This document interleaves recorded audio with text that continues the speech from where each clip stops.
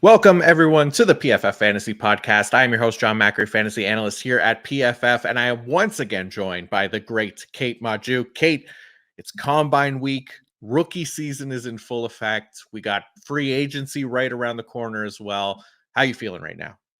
I'm feeling good. We have some actual things to talk about. Now, it is Combine Week. Unfortunately, not all of the top prospects will be working out. So that actually gives us a little bit of time to dig a little bit deeper in the weeds and actually, appreciate some of the low key guys that aren't going to maybe make the main stage quite as often in the pre draft process. So, a blessing in disguise for them. But I mean, this is a fantastical time of year. And you know why it is so fantastical? Coach speak. It is Yeah. prime time coach speak season. So, I thought it'd be really fun if we went through some of the news coming out of the combine this week, because we've seen plenty of it. Put a microphone in front of a coach, 6 hours after he's had a few espresso martinis, and we might get some good audio clips coming out of that. But can we buy into them for our fantasy leagues?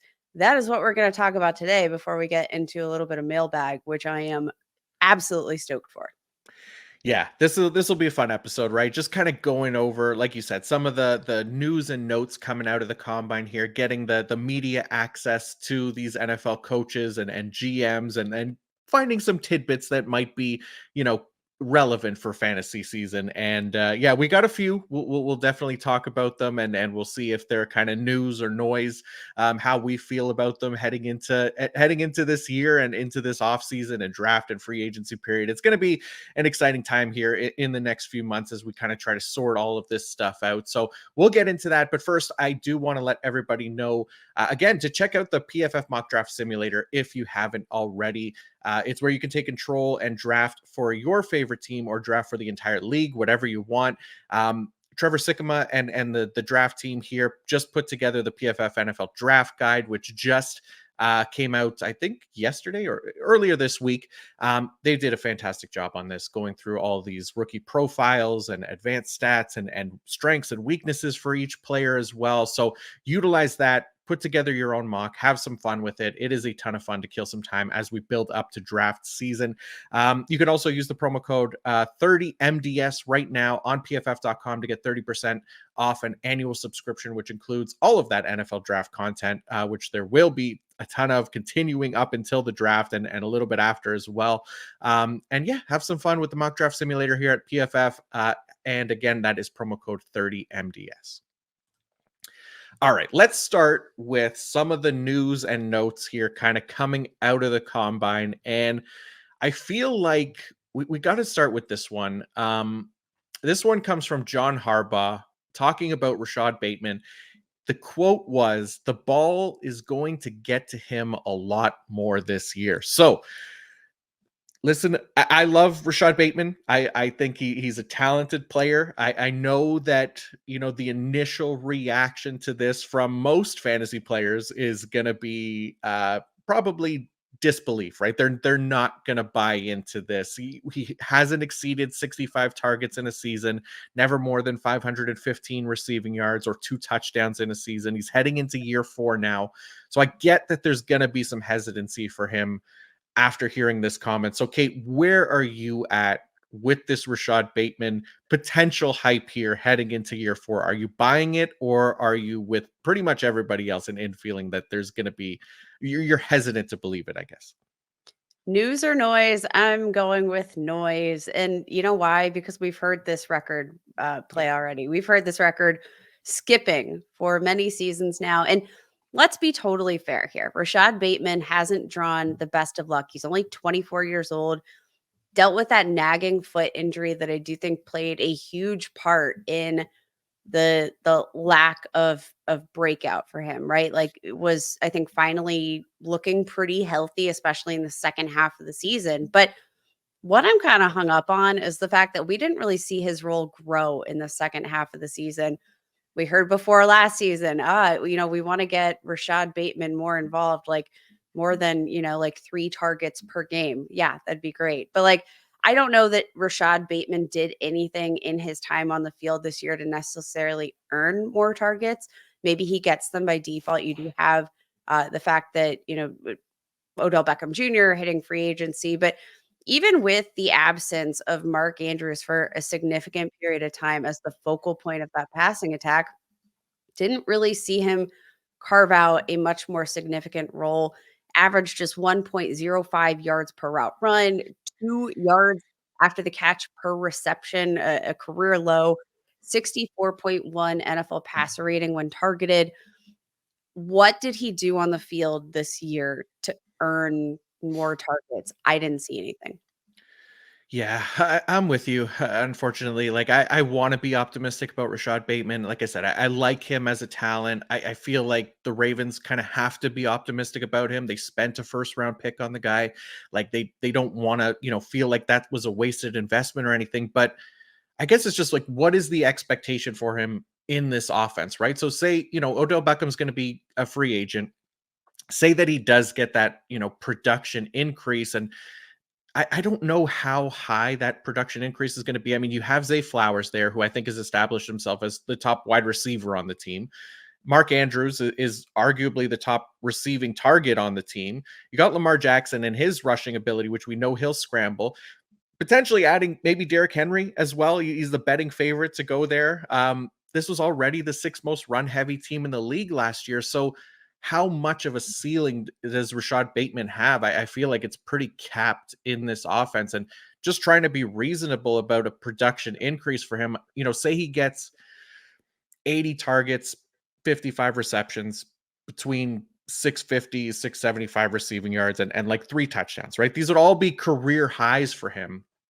Then he's averaging, 11 to 12 PPR points per game, something like that, assuming he plays all 16 games, which is like wide receiver 40-ish. He's still going to be just a sleeper, right? And that it probably one that would pay off if that was the outcome for him. But it's just, I have a hard time, believing that it's going to be that great of an increase for Rashad Bateman. As much as I like him, I just don't know that this offense is going to be the one for him to allow him to break out, I guess is what I'm trying to say. Do you know how many career games? So for reference, Rashad Bateman has played 34 regular season games in his career. Do you know how many of those he has exceeded 20 fantasy points in half PPR scoring formats?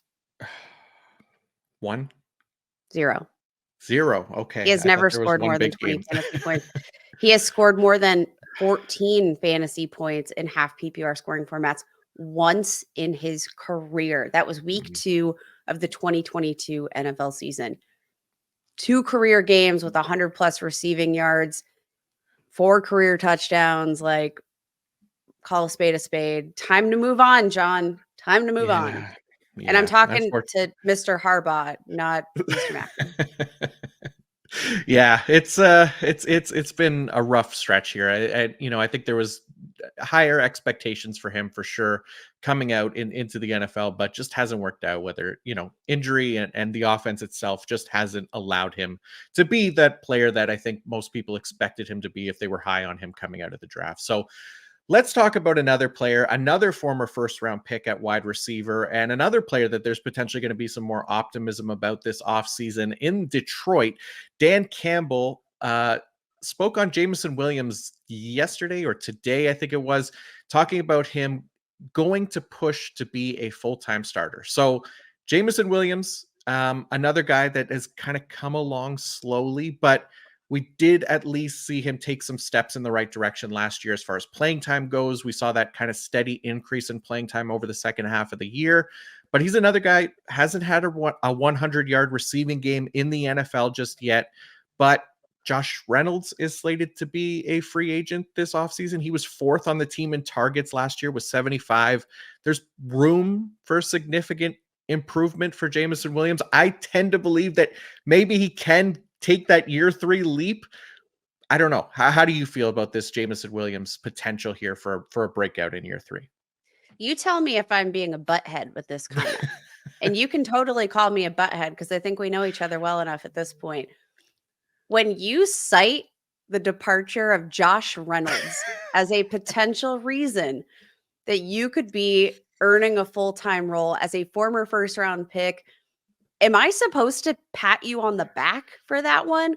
Because I don't think so. I mean, I'm looking at Jamison Williams. He actually ranked second on the team among the wide receivers there in that offense in terms of target rates per route run. We saw the upside, but like it also we didn't see him on the field often enough, which like that was kind of the big kicker. He was utilized when he was on the field, but wasn't on the field often enough.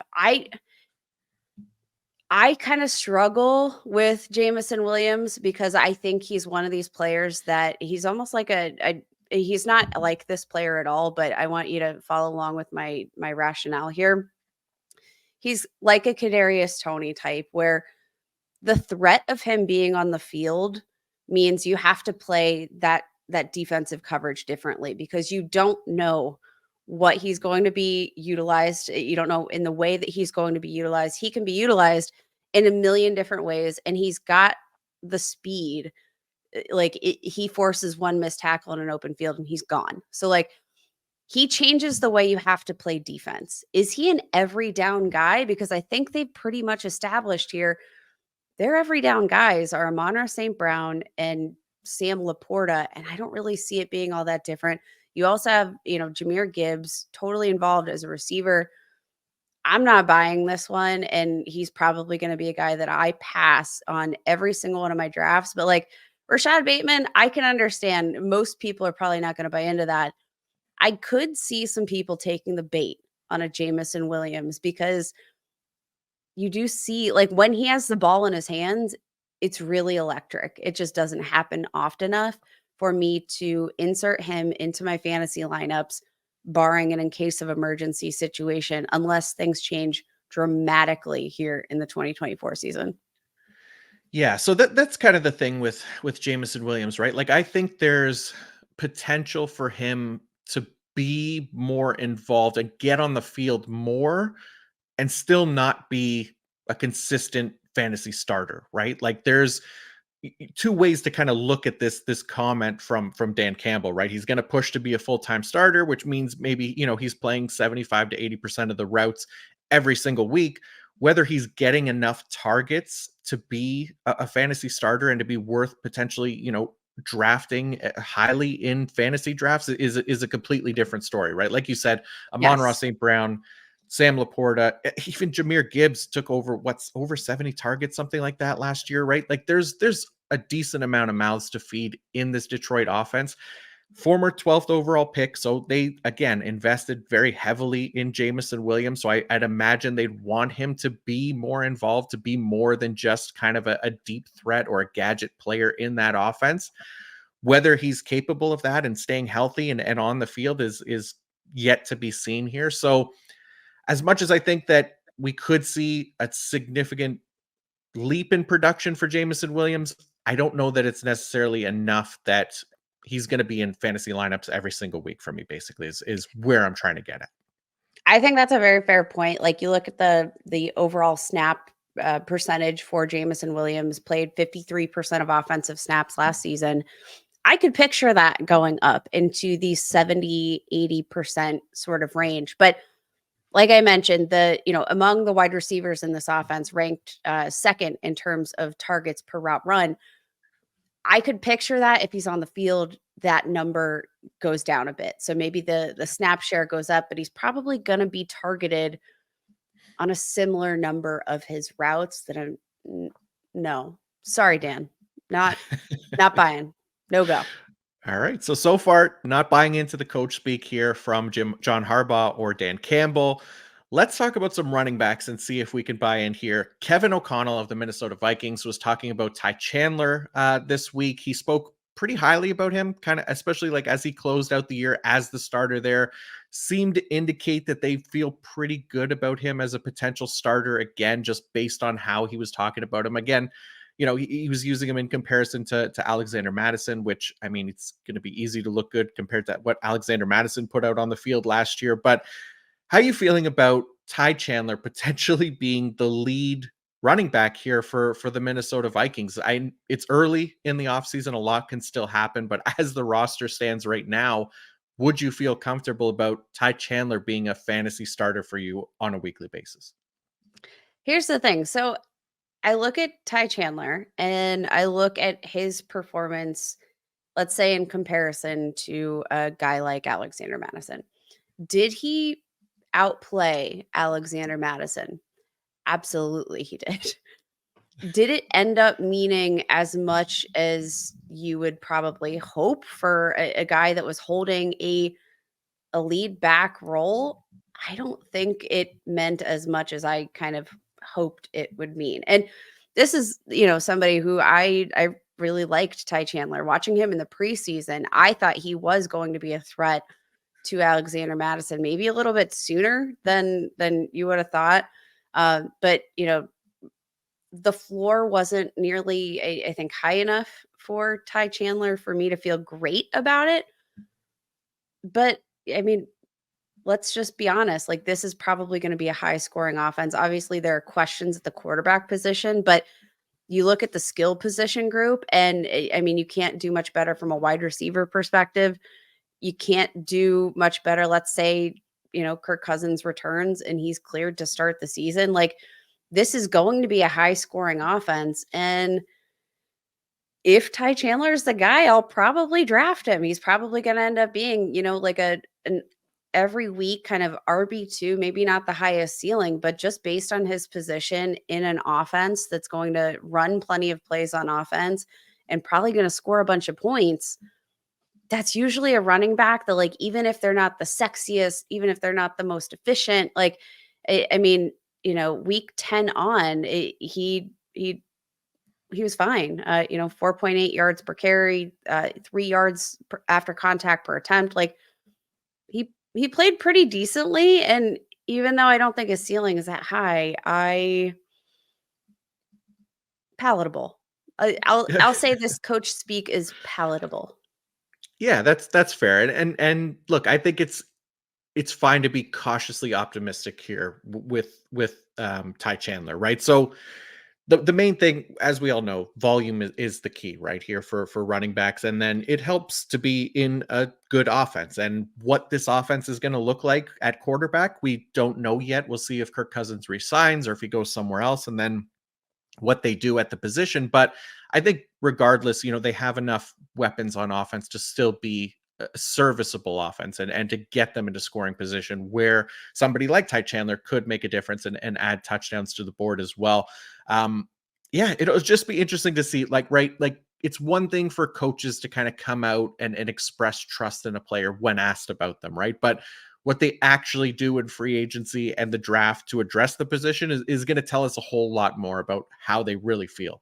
So Ty Chandler, like you said, relevant to, some of the top running backs in the NFL or starting running backs in the NFL, not overly impressive, but compared to what is currently on the roster for the Vikings, yeah, he's probably their top guy. So I'd imagine if nothing changes for the backfield for Minnesota, that I'd feel a lot better about about Ty Chandler's. But right now, yeah, it's just more cautious optimism. I And that guess. being said, I would be really surprised if the Vikings didn't do something to address, like, they cannot go into this next season with Ty Chandler as their lead option. Like, this is just from a pure football perspective. I think the free agency group here too rich. I think, despite the fact that maybe there's not any Bijan Robinsons in this draft class, it's a relatively, solid class at running back, where, like, you could probably find some really good options in the third and fourth round.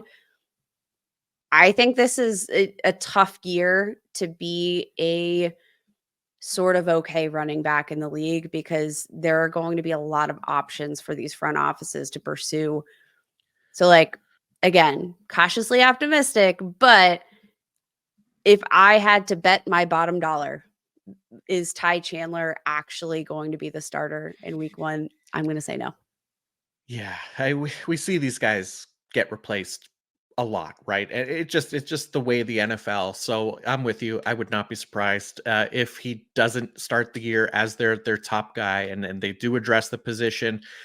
Another team though, who potentially sounds like they're not going to address the position, or at least not invest heavily in the position, is the Las Vegas Raiders, where general manager Tom Telesco came out and basically said that he's envisioning kind of a running back by committee approach this season. And I don't think this is really a surprise with the thought process here. This is a team that really, I don't think, is in a position to be investing in star players at running back.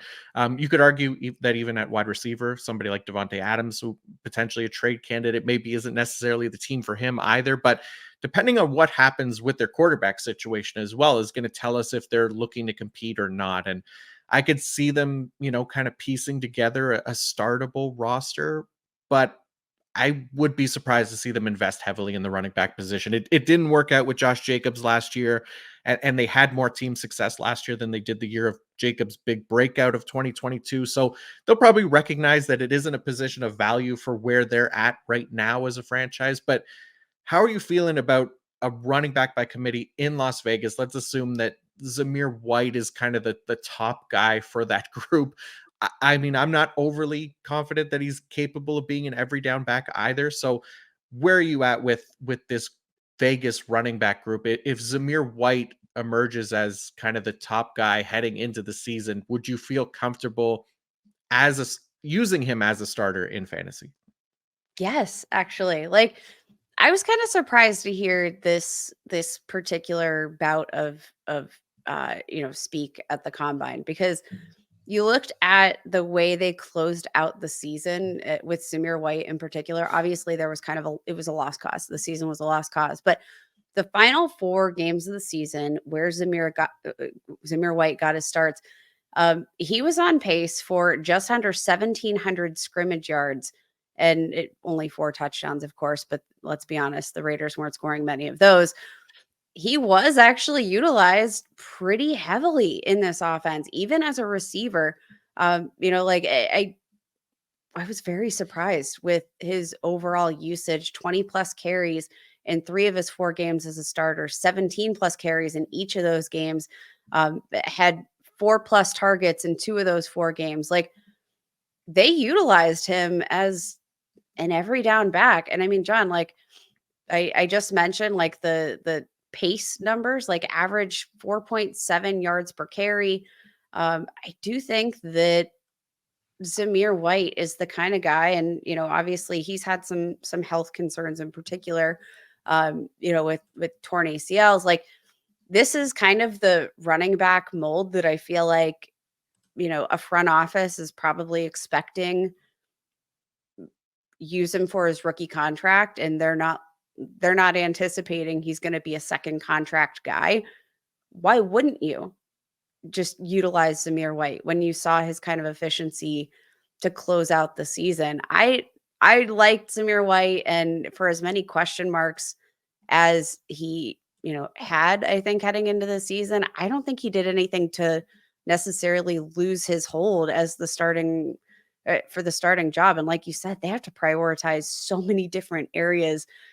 Offense, like defense really came together. I think they're going to continue to lean into that defense in this new regime. I I don't know. I'm kind of eyeballing these, the Raiders in particular, because I think, the way that they approach the defense, I think they're going to want to run the ball if they have the luxury to do it. And I thought Samir White looked pretty good. Yeah, that's fair. I like the thought process in that they definitely relied heavily on him last year, right? But I guess the way I'm thinking about Zamir White, because he's another one very similar to kind of Ty Chandler to me, where I just wouldn't be surprised to see them add at least some more help, like maybe not necessarily somebody more capable of being a lead back than him, but somebody that can at least maybe potentially eat into his touches a little bit more. And you look at some of the guys that were in that backfield last year after Josh Jacobs went down. It was Zamir White, and then like Amir Abdullah, like 30 years old at this point, Brandon Bolden as well, right? Not guys that necessarily inspire confidence that you want to get the ball to. So I do wonder if, the reason for using White so heavily was just the lack of other options at the position, or maybe they do trust Zamir White as a lead back. And I could see myself drafting White assuming again that they don't bring in like a Saquon Barkley or somebody like that, which I don't think that they're going to do. Um, but I think he's another one that I guess I'd be kind of tempering expectations in. I could see them bringing in like maybe an Antonio Gibson or somebody like that to play more of like a receiving back down, where someone like that, basically, right? Doesn't necessarily have to be Antonio Gibson, but I think banking on White to be that volume heavy guy for an entire year, I don't know that he's necessarily capable of that, but he did show some promising signs down the stretch, which I think that part of it I do like. So he's another one I again that I probably just more cautiously optimistic about, I guess. So are we officially calling BS on pretty much all of the combine conjecture here It in feels like 2024? it. So far, yeah, it definitely feels like yeah, we're not buying into any of it. Maybe something will come out in the next day or two that we end up liking a little bit more. But yeah, so far, I guess I have a hard time trusting these coach issues, and they've created these trust issues as far as I'm concerned. So, but yeah, we'll have to see how it shakes out here in free agency and in the draft. And speaking of which, we'll get into that here in just a second as we get into our mailbag stuff. But quickly, a shout out from our presenting sponsor, Fabric by Gerber Life. If you have a family, then you need to get term life insurance to protect them. It's one of the smartest financial decisions you can make, and the start of the new year is the perfect time to get it done so you can focus on whatever else the year has in store for you. Fabric was designed by parents for parents to help you get a high quality, surprisingly affordable term life insurance policy in less than 10 minutes. Fabric has flexible policies that fit your family and your budget with quality policies like $1 million in coverage for less than $1 a day. Get your personalized quote in just minutes and then apply when it's convenient for you. It's all online and on your schedule. You can go from start to covered in less than 10 minutes with no health exam required. Join the thousands of parents who trust Fabric to protect their family. Apply today in just minutes at meetfabric.com/fantasy. That's meetfabric.com/fantasy. MEET fabric.com/fantasy. Policies issued by Western Southern Life Assurance Company. Not available in certain states. Prices subject to underwriting and health questions. All right, Kate, let's get into some fun mailbag questions here. We're obviously heading into the combine, so rookies are going to be at the top of everyone's mind. And we're going to dive into the rookies in more detail and stuff in future episodes here. But let's start off with a question that I think there's been a bit more discussion about lately. And that is simply ask the question, Neighbors over Marvin Harrison Jr. So that's LSU's Malik Neighbors and Ohio State's Marvin Harrison Jr. There's definitely been more talk recently about Neighbors being the top wide receiver in this draft class over Marvin Harrison Jr. So, Kate, what are your thoughts on this one? Because I know where I'm at with these two right now, but curious if you think there's any kind of validity to this situation. And is there a scenario where you're clearly taking Neighbors over Harrison or vice versa, I guess, if you have them the other way around? No, and I mean both of these wide receivers, it does feel closer to 1A and 1B than maybe you would have expected coming into this season. But I mean, both of them very different.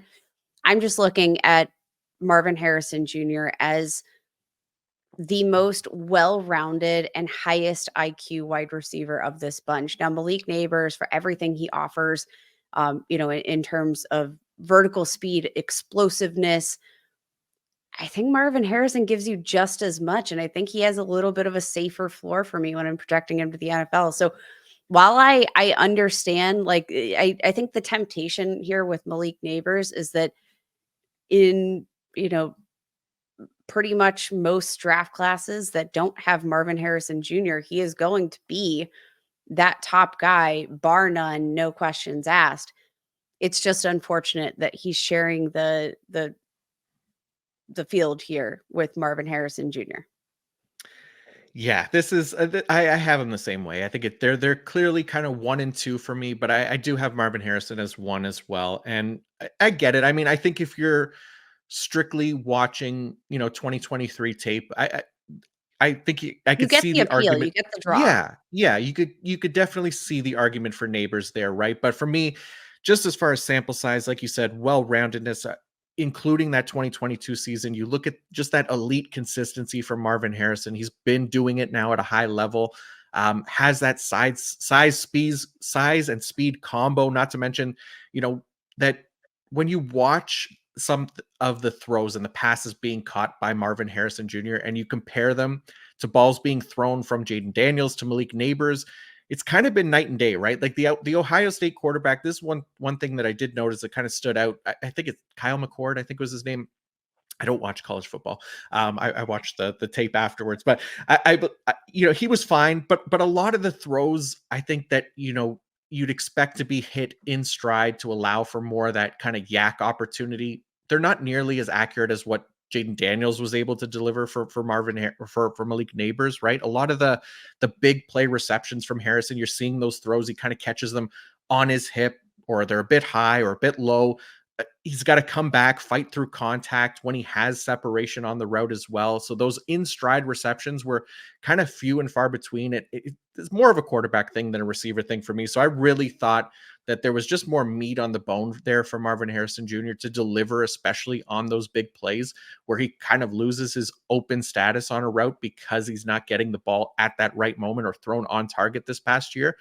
So I think, an upgrade to an NFL quarterback is going to make a huge difference for Marvin Harrison as well, just with everything that he's able to bring to the table. And, that being said, I love Malik Neighbors, silky smooth route runner as well. For a smaller receiver too, at like 6 feet, 200 pounds, he's not easy to take down. He's electric with the ball in his hands. He's great at bouncing off contact, but I get if you want to take him over Marvin Harrison Jr. I don't have like a huge issue with it, but when given the option between the two in Dynasty specifically, I'm taking Marvin Harrison Jr. every time.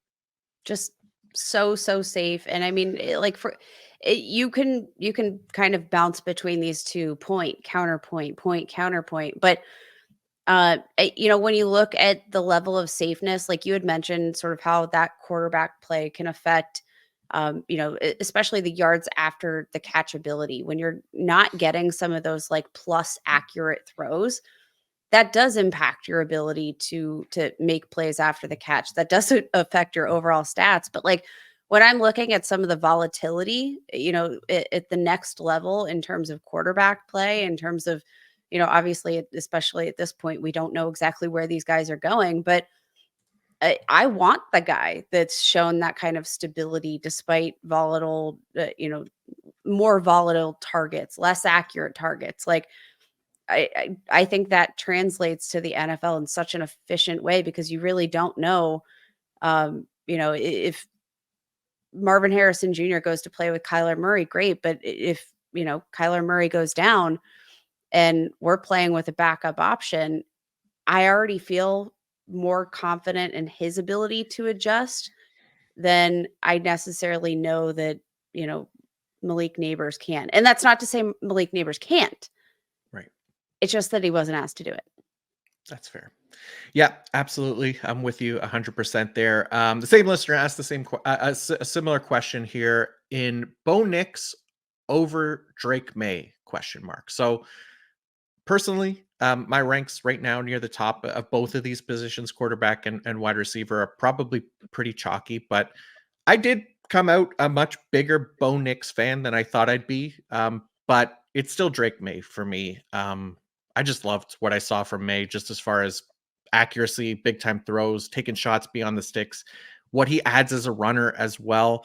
He isn't afraid to scramble, leave the pocket, add with his legs. He had nearly 1,500 rushing yards over the past 2 seasons as a starter. So for fantasy purposes, if he keeps that up, that's a pretty sizable advantage over someone like Bo Nix, who I also liked. But you look at the difference between the two. Nix, he's been a 5-year starter across 2 programs now, has 117 total scramble attempts to his name with some decent rushing numbers, not terrible, but compared to May, who had 118 scramble attempts over just the past 2 seasons alone, I think there's potentially more fantasy upside there with May. So I'm going with May over Nix right now. I'm curious how you feel about these 2 quarterbacks. I think from a fantasy perspective, you kind of hit it like right on the head. I like May's arm a bit more. What also gives him a little bit of an edge is that greater size profile. He's got a little bit more size on Bo Nix. Both of them, I think, can be sort of dual threat rush attempts here in the league, which obviously that's kind of been the ultimate cheat code for fantasy football. And I mean, you saw it at Oregon too. I mean, you saw his ability as a rusher. Bo Nix, or sorry, you saw it at Oregon and Auburn.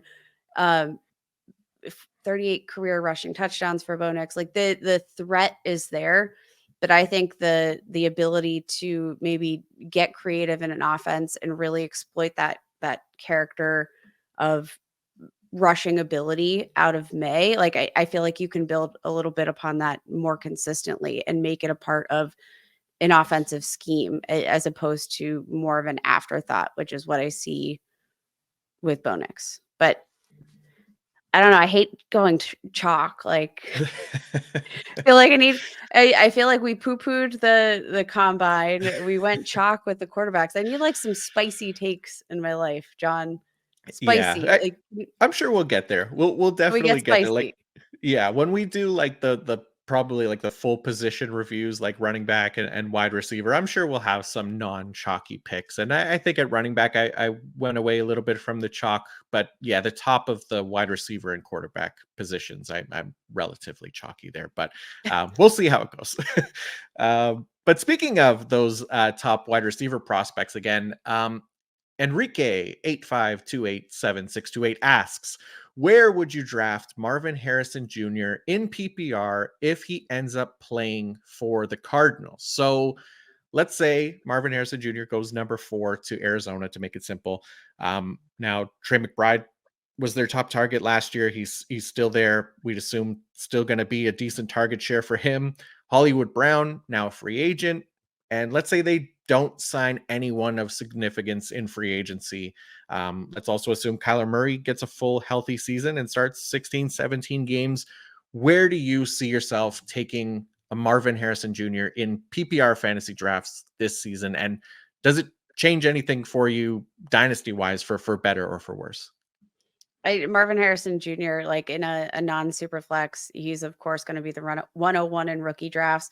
Yeah. And, I do think I actually feel a little bit better about being a little bit bullish on, a guy like Marvin Harrison Jr. When we see the recent track record for rookies coming out and immediately producing in the NFL, Puka Nacua, wide receiver 4 in full PPR formats last year, there was no question. And, like obviously he was very efficient on the targets he received, but he also saw a lot of targets. And John, when I'm projecting a guy like Marvin Harrison Jr., who I think is already very pro ready and can step into an offense day one and assume a wide receiver 1 role, unlike, like let's say a Quentin Johnston last year, who just, you see the upside and it's quite high, but like he's not going to be a day 1 contributor.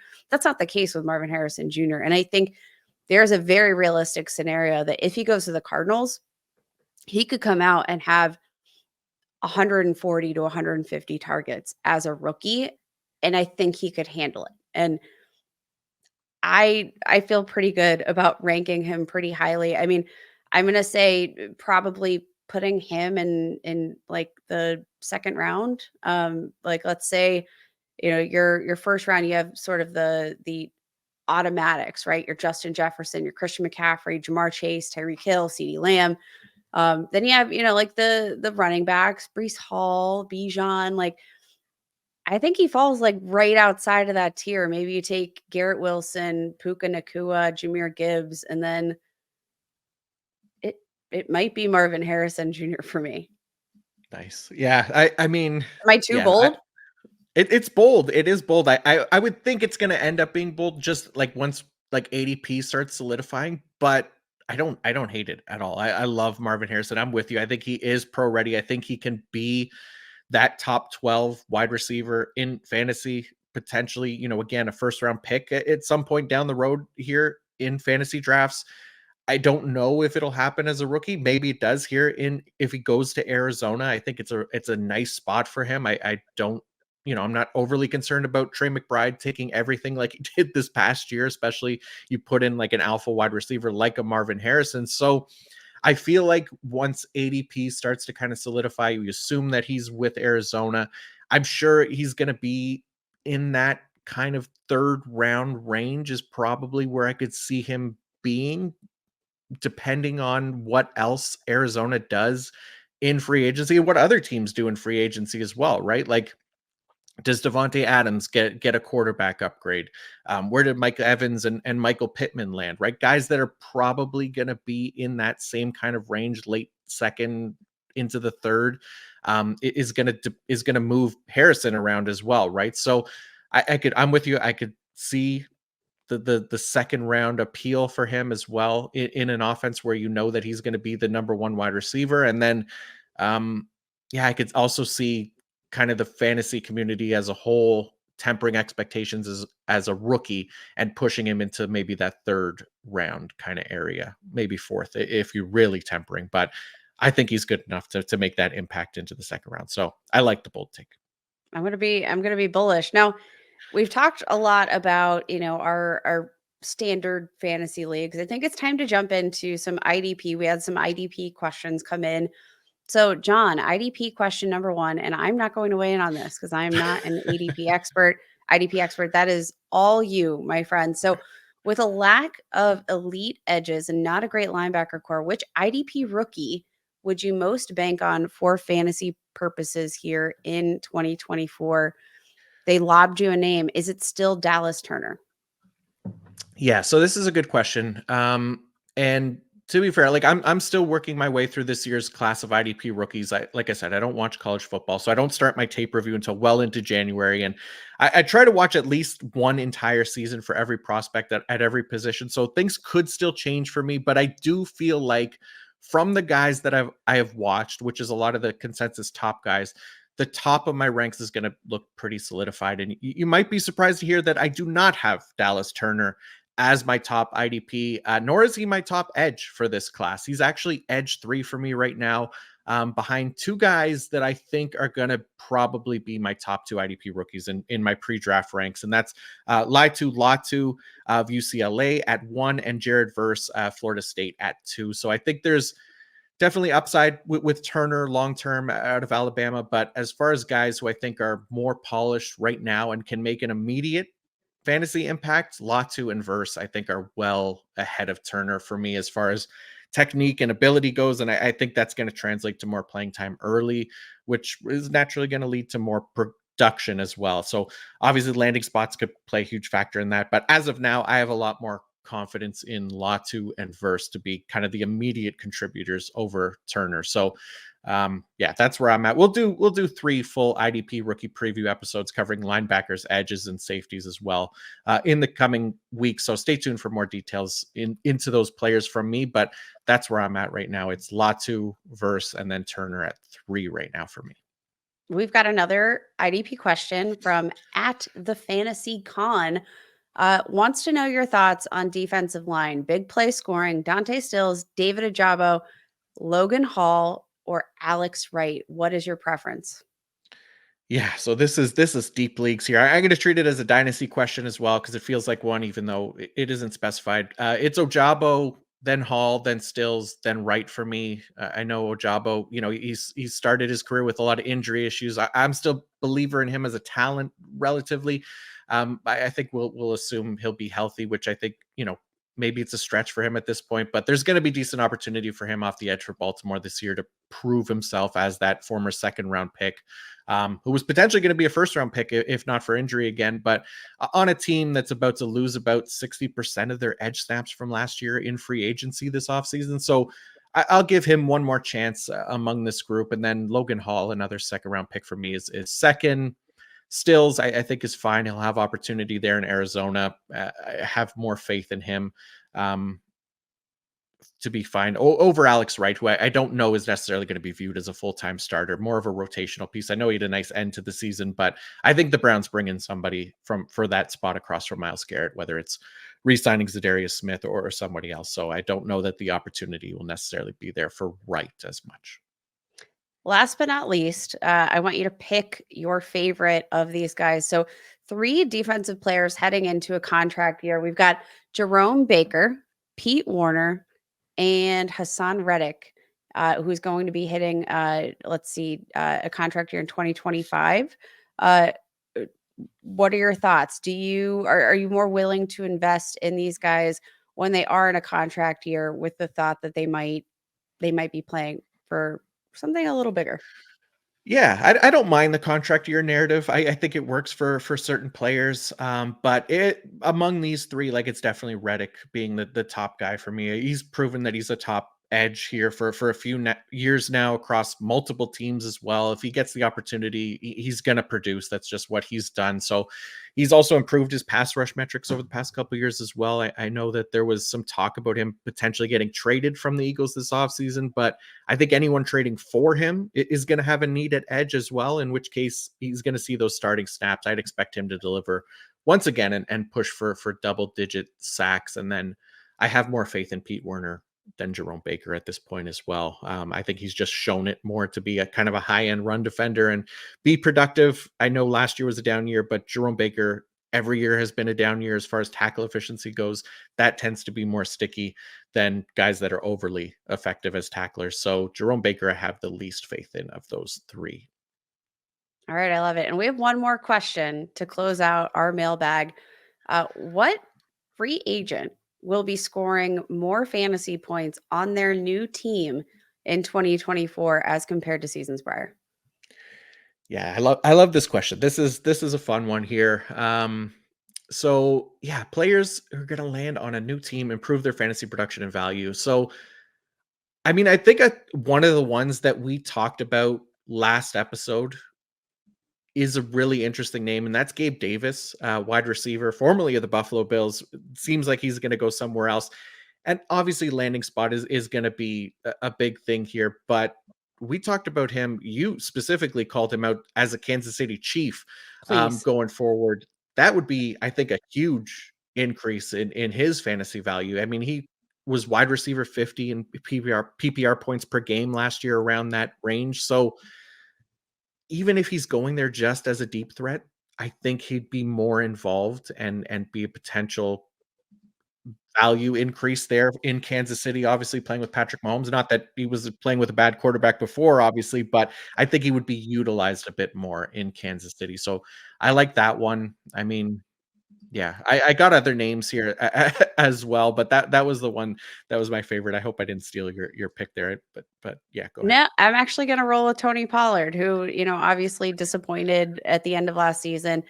I don't think he's going to return to the Dallas Cowboys. I just think they've got too many players they need to prioritize on this roster to be, investing money in the running back position. But you look at his performance to close out the year, weeks 11 through 18, led the league in PFF rushing grade, saw improvements in overall efficiency, yards per carry, missed forced tackle rate, yards after contact per attempt. Like everything that we saw from Tony Pollard in the second half of the season indicated to us that what he said about feeling better and feeling like himself as a player coming back from injury starting around week 11, the stats all point to that being very, very true. So I think maybe we heard broken leg and we thought, well, bone seal, without maybe thinking about some of the other things that a broken bone impacts, like conditioning, lower leg strength, like especially for a guy that plays with the kind of burst that Tony Pollard does. I think we really discounted that. So I think regardless of where he goes, and even if he doesn't necessarily see 300 touches this season, I think we are going to see a huge bounce back in terms of efficiency for Tony Pollard, which I do think is going to translate to a lot more fantasy production and potentially some nice value here in our fantasy drafts come August. Yeah, I love that. I would definitely like to see a bounce back from Tony Pollard for sure. Couple other names that kind of came to mind. Another one that we talked about last week as well was Marquise Brown. I just feel like the fit in Arizona, plus some injury stuff and injuries to Kyler Murray as well, it just didn't work out there. I think there's definitely potential that he could land somewhere and be a more productive fantasy asset. Okay, here's an interesting name, maybe one that's kind of off the radar a bit here, but what about Darnell Mooney? He's somebody that is coming from like a really low passing offense. He's another one of those kind of deep threat guys that was a little bit underutilized, right? We've seen flashes from him his rookie year specifically, right? Do you think Darnell Mooney is a candidate to increase his fantasy value somewhere else? For sure. And I think Darnell Mooney is one of those guys that, like, if you're an offense in need of like some speed options, like I wouldn't mind seeing him with the Chiefs. I wouldn't mind seeing him with the Cincinnati Bengals because I do think, in terms of like a speed option, he ran a 4.38 40-yard dash. Coming out of Tulane, I think that Darnell Mooney offers a lot in terms of that like explosive playmaking ability. If he lands on one of these offenses that maybe has been lacking speed to this point over the past couple of seasons, I could definitely see him taking on a role. But because of that sort of splash play nature, I think that we've seen from Darnell Mooney so far, I still think like he's probably going to be relegated to a best ball format for me. Yeah. But I think the upside in the right offense could be ginormous, if not consistent. Yeah. Yeah. I think we'd still kind of treat him as that big play kind of specialist, right? Where there's going to be some inconsistency week to week, but seeing it a little bit more on a new team, I think is definitely possible outside of Chicago. So yeah, those are kind of the names for me. Anybody else for you or I'm tapped. tapped? All right, let's go. So that'll do it for this episode. I want to thank everybody for tuning in and for sending in the questions as well. That was fun. I'm sure we'll get another chance to do it again this off season. We won't have an episode next week. I'll be off, but we will be coming back with our free agent signing reactions the week after that. So that'll be fun as well. Kate, always a pleasure. Thank you very much for coming on and doing this with me. Please remind everybody where they can find more of you and your work as well. Yeah, give me a follow on Twitter at Kate Magdziuk. That's Magdziuk. Writing up plenty for Behind the Steel Curtain. Come get your all your Steelers analysis there. And of course, here all the time with John on the PFF Fantasy Show. So we'll see you in a couple weeks. Yeah, looking forward to it. Again, thank you everybody for listening. Be sure to check out the PFF draft guide as well up on the site now. Use the promo code 30MDS to get 30% off an annual subscription. Enjoy the combine, and in a couple weeks, we will see you. Until then, peace out.